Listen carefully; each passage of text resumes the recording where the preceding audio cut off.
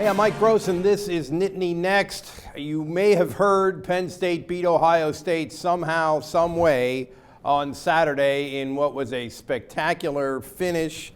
Huge plays in special teams, including a blocked field goal that was returned for a touchdown, and they beat the undefeated number 2 team in the country.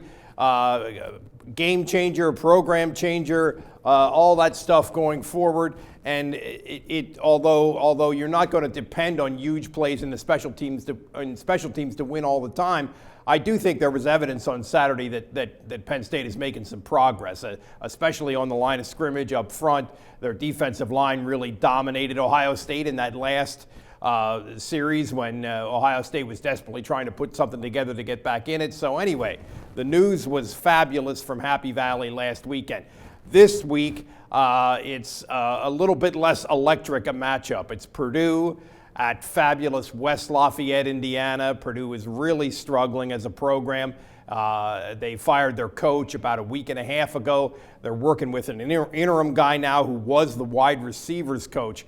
However, you add all that together, and you may have heard the term trap game. This is a classic example, I think, of a trap game for Penn State. Purdue actually played Nebraska, which is undefeated, at Nebraska last week, played them pretty tough.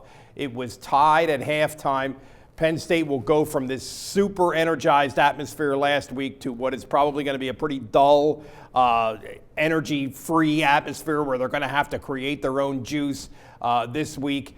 It'll be really hard for Penn State to get back up emotionally, and Purdue is a team that can score. Purdue has a good quarterback. They have some running backs.